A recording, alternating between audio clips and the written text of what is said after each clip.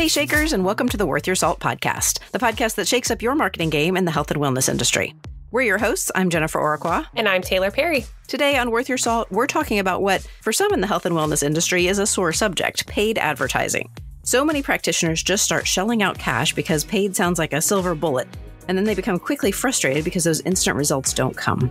And while there's a time and a place to turn to paid advertising, we're going to spend the next few minutes saving you what might be thousands of dollars by talking about what you need to know about pay-per-click advertising. Let's dive into the ROI on organic and paid and get your business growing. So, Jen, let's start out understanding what paid advertising is and isn't online. Yeah, absolutely. So it's interesting. I had a conversation with a friend who's in the medical aesthetic space just a couple of days ago. He was telling me how they were focusing on SEO and SEM, but what they were really doing was paid advertising with the local paper. And I got the distinct impression that the salesperson for the paper had simply told my friend what he wanted to hear in order to get him to sign a contract with them. So to be clear, when we talk about search engine optimization and search engine marketing, so the SEO, SEM you just referred to, we are talking about building authority in your space that brings organic traffic to your door because you are providing value, not because you're throwing money at Google, Facebook, or even banner ads in your local online paper. Right, exactly. And I know you believe strongly in maxing out organic opportunities, as do I,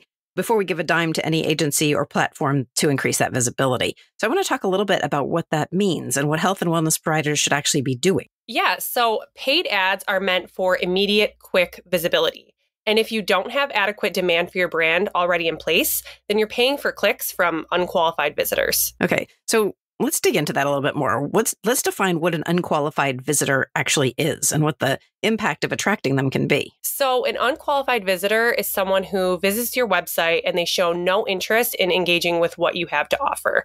This could be because they're unaware of the services or products you provide, they don't trust your brand, or they simply found their way on the page by accident. Investing into paid ads for these unqualified visitors can result in wasted resources, since it attracts people that may never convert, and it reduces the chances of getting highly qualified leads that are more likely to engage with your brand. And that missed opportunity is the real crux of the problem. So the approach that we recommend for health and wellness providers is based on building trust and authority in the marketplace, not only with search engines, but also with your audience, the people that need your services, and really addressing the questions that they have about what you do. While we could literally probably have an entire episode just on that topic, like how to produce content that your audience finds helpful, it's important that we understand what organic search means and what it can do for you. Yeah, so when we talk about working to build authority with organic search, we're referring to when your content, your answers to the questions that your customers need answered, come up when they're searching for information. That's what organic search does. It helps you to show up in the unpaid searches or results. So it really is a win-win. You aren't paying for ads and you are building your authority and brand. Yeah, absolutely. And that's the kind of authority that sticks, and it brings you leads and it brings you traffic, time after time. All right, Taylor, you and I need to take a quick sponsorship break right now. But when we return, I want to dive into why paid advertising isn't the way to leap over what it takes to build authority in your space. Stay with us. We know you're here because you want to build and scale your wellness business by providing exceptional value. In order to do that, you've got to have a fully custom marketing plan that meets you where you are and brings clarity to your vision for the future. The problem is the sheer number of things you have to pay attention to can feel overwhelming, which makes you feel like you might never achieve your goals. At Salt Marketing, we believe that creating trust and authority shouldn't be an ongoing struggle. My name is Jennifer Oraqua, and as a StoryBrand certified guide, I can help you gain clarity by applying the StoryBrand framework to your growth strategy. Today, I'd love for you to get started with a marketing plan you can feel confident in. Head over to saltmarketing.co and take our 10-minute assessment. You'll get a free customized marketing plan that'll generate more revenue for your business. Visit us at saltmarketing.co to get your plan today.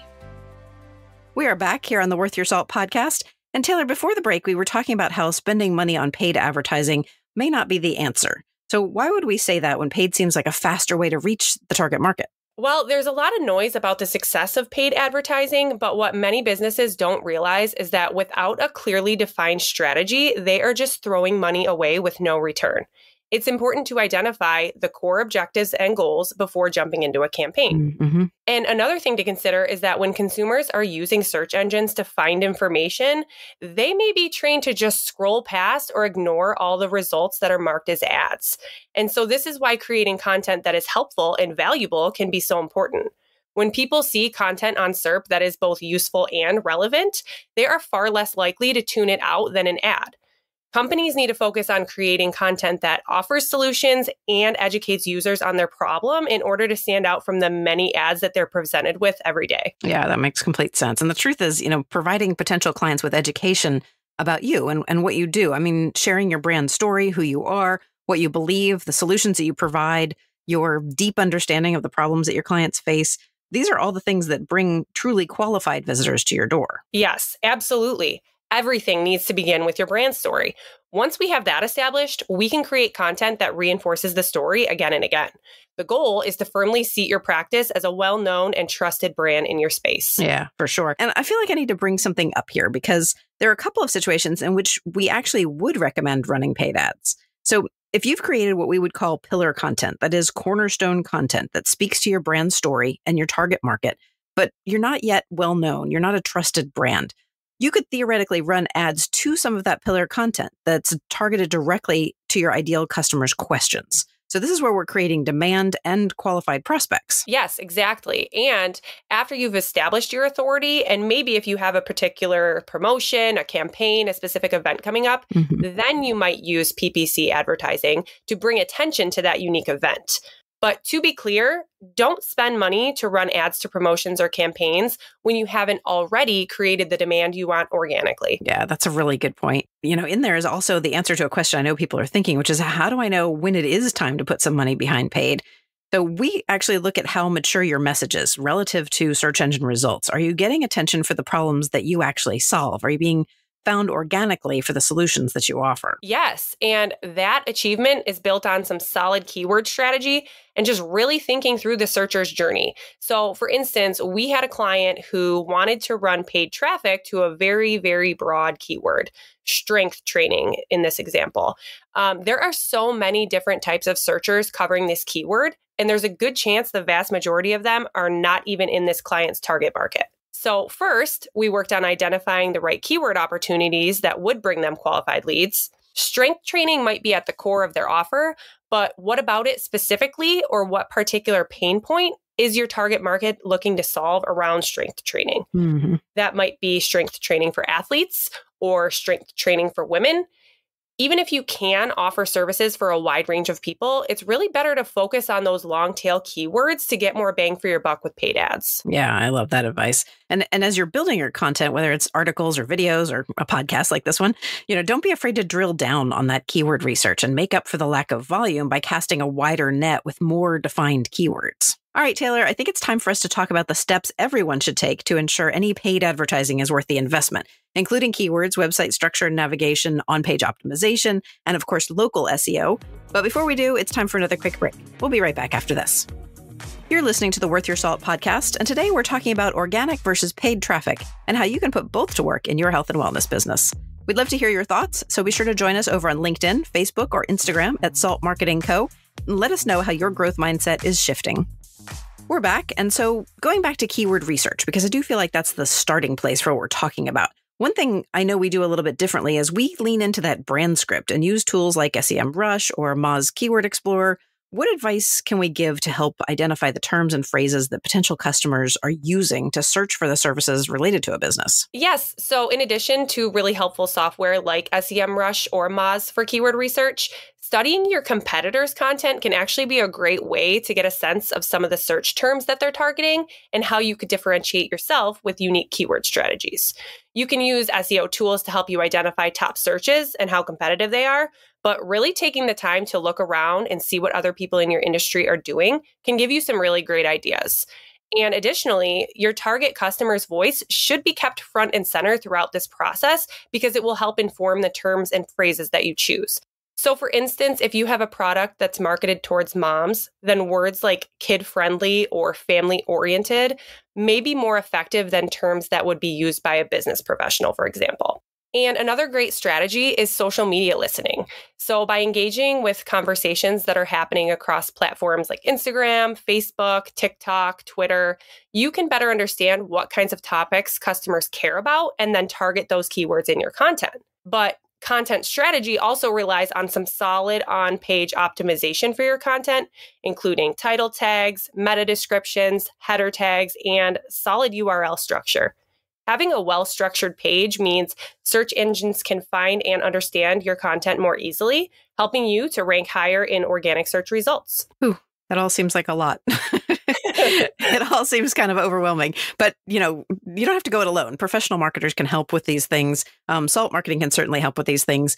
When you add content optimization to the equation, I feel like that's when things really start to heat up. By that, I mean the creation of high quality, informative content that addresses those specific needs and interests of your target market. And then integrating the keywords that we talked about in a natural and conversational way, that part is key to ensuring that you've found the answers to the right questions. Yeah, and I'd add to that a note about your website. Ensuring that your site structure is sound and your navigation makes sense for the user is crucial for organic search. Be sure that your site is as effective on mobile as it is on the desktop. There is nothing more frustrating than trying to navigate a website on your phone and it glitches or it won't work properly. You don't want to spend all this time and all this effort on organic or paid only to find that visitors aren't converting because they can't understand your website. Mm-hmm. Yeah. And another thing to keep in mind is where someone is in their journey with you. Like that's where we start optimizing content based on whether someone is just getting started with you or if they need more education to move them along that customer journey. We want to produce content all along that journey, and we want to make sure that the right people find it at the right time for them. Exactly. And another consideration for service-based businesses in health and wellness is making sure we are targeting locally. You don't want to compete with every single Pilates studio from here to Topeka. Right. It can be hard to understand how to do that, and it can feel like paid is the only way to do that, but we can absolutely help you optimize for local searches. So interestingly, that's sometimes as simple as including your locality as a keyword. Also ensuring that you have your business address and local phone number on your site and that you've registered on Google My Business and other local directories. Of course, it can be deeper than that, but those are great starting points to check off before you start looking at paid advertising.